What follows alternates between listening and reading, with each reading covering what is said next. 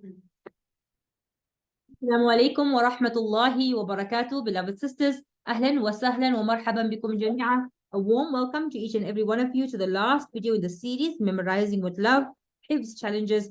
We are now looking at, بإذن ta'ala, we are looking at the way that we can create connection to the work of Allah, to the words of Allah. How do we keep our students falling in love with the words of Allah? Now, there are a few key elements here, right? The first thing is tadabbur. And tadabbur is the key element in creating connection to the heart of the learner. And what this does is it allows the mind to be engaged. Now, when we speak about tadabbur, people are constantly confused because they say, well, we learn tafsir, we don't know tafsir, how do we make tadabbur? So there are few steps that we can start off at. First and foremost, like I always mention, make sure that you have a ma'ariful Quran. You have a Quran that you are reading, you are bringing attachment to it. Number one. Number two, you have a Quran that has an English meaning. But number three, most importantly, that you understand that tadabbur is connecting to the deeper meaning within the kalam of Allah subhanahu wa ta'ala. It is not about making tafsir, it's not about doing, it's just simply understanding the meaning and what is it that Allah is saying to me in my own language, so my mind is getting engaged, right?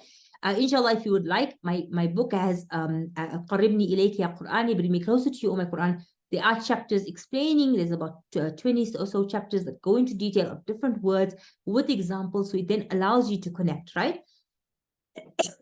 Added to this, tadabbur, it's the connection to the underlying messages of the Quran. Now, to understand the way this works is, when you look at young children, if they are from about 3 years old until 7 years old, their minds are able to blanket memorize without understanding, and they are more than happy to do this. They will memorize in whatever language you want when they are young. Once they move from to that 7 to 9, you still can get away with it a little bit, but from 9 years onwards, and most children, it's actually earlier, the mind needs information and it needs to absorb information, so there is a connection. And so you will find that the disrespect, a few problems that we have, disrespect of the Quran, reading the Quran too fast, not enjoying reading it, you shouting your children, telling your children, you have no qadr for the Quran, you have no appreciation, you just read it anyhow. All of these factors are coming into place because we are not understanding that the child cannot blanket memorize without creating connection. So here, there are 3 things that are very important. One is when you take time to make tadabbur. Tadabbur is for a little older. When you're older, you can do this. But when you are younger, Lapbooks are very important. And I was explaining what is a Lapbook. It's the engagement between verse to the mind, to the parent or the teacher.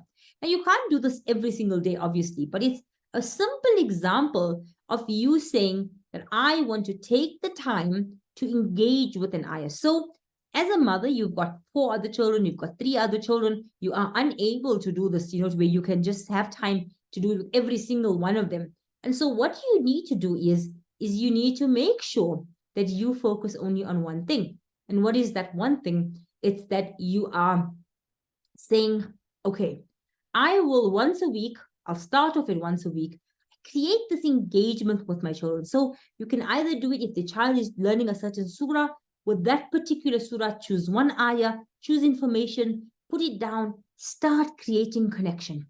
If you feel you don't have the time, it's not homework, it's not anything. It's not about you do it and I'm overseeing you. We are falling in love with understanding the kalam of Allah together. Now, tadabbur, as you get older, it's much more easier to do because you are an elder person, so you can do it. But for younger children, Lapbooks are so important just because they get to write the ayah, write the meaning, and then write down how it impacts their lives. Write down, for example, right now, we are going through the Palestine issue. So if you look at the next page, there's this example here.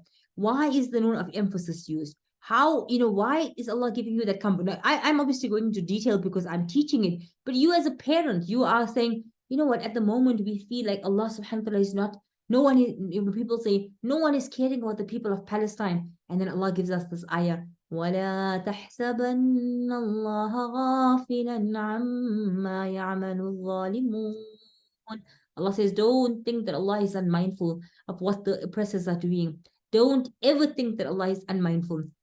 And subhanAllah, as soon as you do that, as soon as you say, وَلَا تَحْسَبَنَّ اللَّهَ غَافِلًا, soon as you say that, what happens, beloved sisters, is you are now attaching meaning. That child knows what response to give, how to give it. And so when you take the time to do these little, I call them projects, but they're not projects, they're just time spent together to develop love. Now, in the world that we live in, we've got Quran, we've got school, we've got madrasa, we've got Hifz. There seems to be so much. The involvement of the parent in that process is key. And so, even if you can't write it down, just the conversation, just taking the information about the kalam of Allah and attaching it to what you are learning creates a world of attachment for your children, a world of attachment. So when we look at Tadabbur, then we've got Lapbooks. All of this is creating this attachment. Now, in a classroom setup, and this is, I think, a key element. In a classroom setup, Hifz students are all at different places in their recitation, right? Everybody's memorizing separately.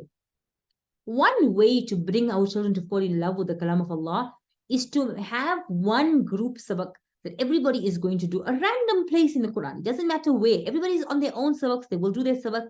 5 to 10 minutes in your class time. Say 5 minutes in your class time. Say we are all going to memorize Surah Al-Maryam, for example, right? So somebody might be in Surah Al-Waqi'ah, somebody might be in 29 juz, some in 30, some in 15. Wherever they are, we're all memorizing Surah Maryam. But this that we are learning together, there's 3 objectives. One is they are memorizing with your voice.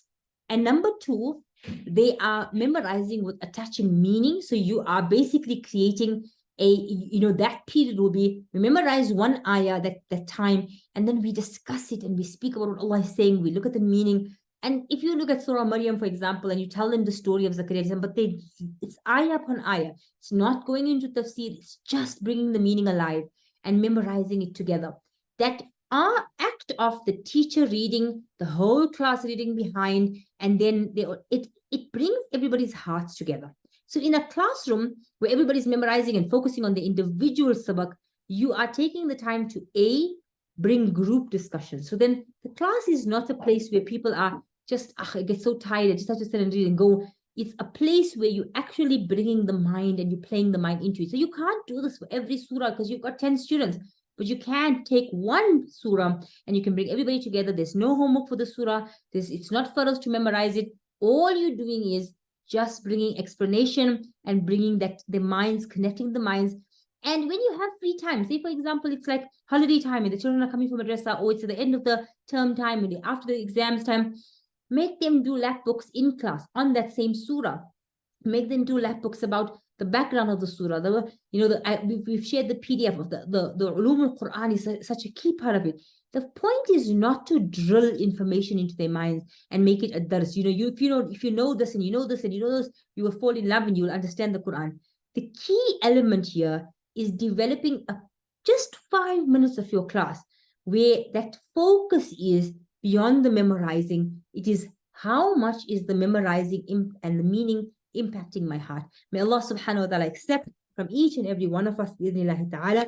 Remember that we as believers, as mu'mineen, our role in our key focus shouldn't be, I am just going to memorize the kalam of Allah. Our focus is to fall in love, to have a relationship with the Quran, for the Quran to be our go-to in every single moment. And the only way this can happen is when we create meaning in our memorization. Barakallah feekum, jazakallah khair for joining me. Inshallah, make dua that Allah subhanahu wa ta'ala accept and make this a means of hidayah for ourselves and for our children, for the entire ummah of Nabi sallallahu alayhi wa sallam. Assalamu alaikum wa rahmatullahi wa barakatuh.